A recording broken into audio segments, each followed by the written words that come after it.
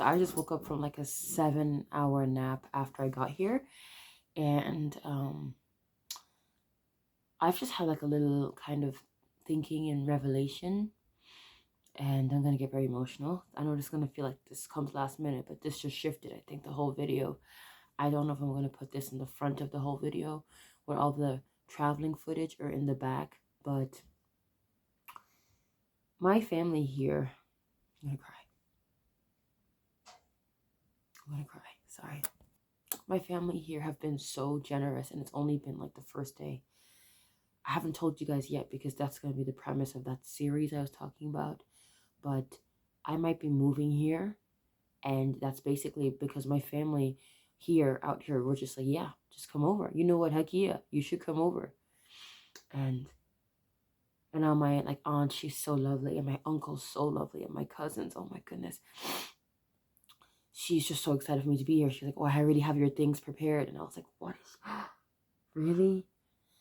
And I feel like they don't know me like I know myself. And I'm just going to be so for real and transparent. I actually look really pretty right now. I don't think I look horrible. I feel really pretty. Sorry. Because I don't have much time because the camera, whatever. You know what? Just get to my point. The point is this.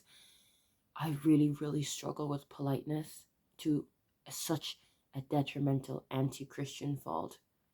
I know it's probably just cowardice hidden under like the veneers of perceived politeness and kindness. It looks like I'm kind, but I think I'm just cowardly.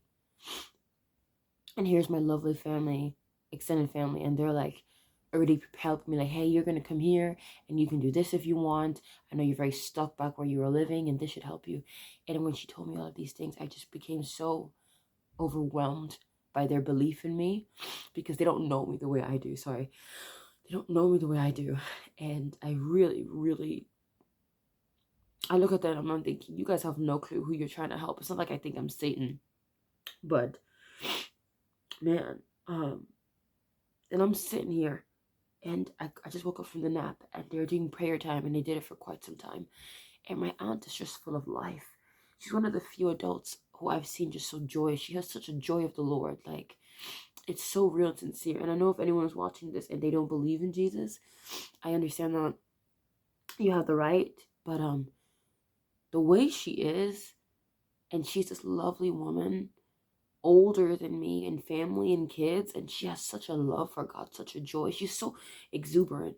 And I'm looking at myself like I'm 23 and I feel like I'm doomed to hell, you know. Anyway, she's giving me all of these things. Oh, we're going to go to this campus for you. I know you want to get into languages and stuff. And I'm like, I can't stand when people believe in me way more than I do myself because I feel like I'm not worth the investment. And I know we talk about being grateful for the things we have, but when you're someone like me who is so incredibly, who just doesn't feel like they deserve, I struggle with such a deep unworthiness that gratitude becomes a cage for me. There's such thing as a great cage of gratitude where because you don't feel like you deserve anything, you're so grateful for anything.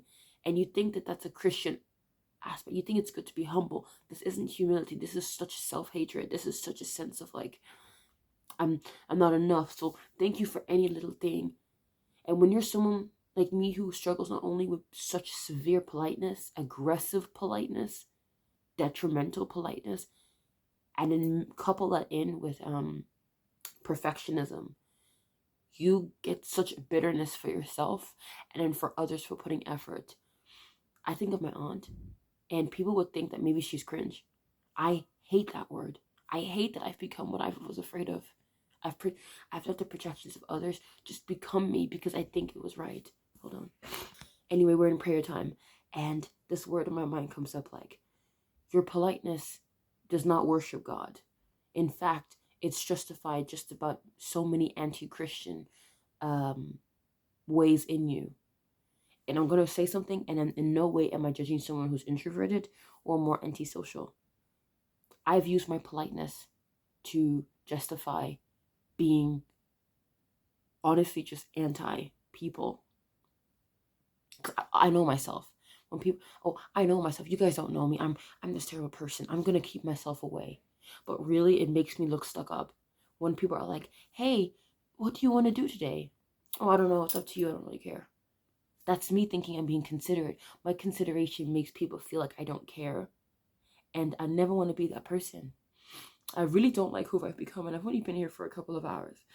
And like, I don't know if I said it, but there's a film called Alice in Wonderland. And Johnny Depp plays the Mad Hatter from Disney. And I don't know if I get the scene, I'll put it in. I've never done that before. I don't know what that looks like. But anyway, in I think the second Alice in Wonderland, in the Looking Glass, he says to Alice, like, "Oh, Alice, you've lost. You used to be muchier, much more. You've lost your much." You're not the same as you were before. You were much more muchier. You've lost your muchness. In there, something's missing. And I just thought about that when that revelation came about. Your politeness does not worship God. Your brand of politeness has only brought the opposite, quite anti-Christian ideologies. I don't want to be like that. I really don't like that I'm like that. I really don't like it. When I think that I'm so considerate of other people that I completely I separate myself. There's a verse in the Bible in Proverbs 18 that says, Proverbs 18 verse 1 says, the person who isolates himself goes against sound wisdom or something. I'm not sure. If I get the verse, I'll put it in. Just going to assume I put the verse in here. But there's something about selfish desires. And you guys, politeness is not supposed to isolate. Your life is not supposed to get smaller because you're doing the civil right thing. I want integrity. There's life in integrity. There's joy in integrity. I know this has completely changed the whole video because the video is about me going away for a week, but I'm really sitting with this. And I feel like I'm getting this revelation as it's the end of the year. Like it's bondage, this cowardice, this politeness. I'm not saying not to consider people. Christ considered people so much that he died for them. I'm just making myself miserable and selfish. Oh, I'm this sickness, so I'm going to keep away from everyone. You're not a sickness. You're a human being. You're a person with value and things to do. You have life. You have a mind. You have rights. You have ideas. You can't isolate yourself like that by Proverbs 18 verse 1. You're falling into selfish desires. Your isolation is making you selfish.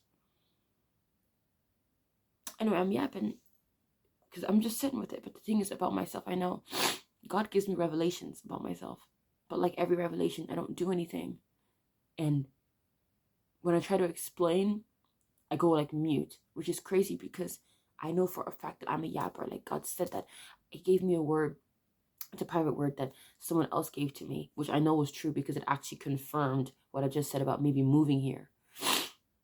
And he mentioned in the word, I won't say it fully, but he said like, I've given you a mouth to speak. He said that like, Naomi, I gave that to you. All your life, you might think you're a yapping yap. I gave that to you for a reason. So I know good and well that I have that. And I'm just thinking, here I am thinking that I'm this good, considerate person. I can't even enjoy the kindness of my aunt and uncle and my family. And I think that's me being humble. You need to get out of your head. Like that's some repent stuff. Speaking so openly like, Jesus, I don't want to be like this. I don't.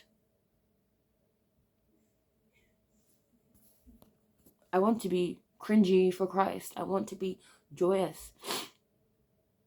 I don't want to be a coward. Like, even when I got on the plane, I used to love traveling and everything. We did it a lot when we were younger. I was so afraid of everything. I kept thinking it's gonna crash. Like, I'm actually so upset. I'm like, I've gotten so small. Terrified of everything. Man, anyway, let's not let 2025 be like this. Also, I'm so afraid to show that I have short hair, but no self-hatred of the hair in 2025. One side of it is just not growing.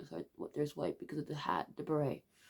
One side of it isn't even growing properly, but you know what? That doesn't stop God from thinking that I'm beautiful. So, yeah.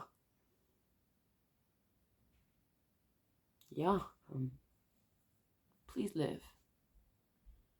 And God have mercy on us all.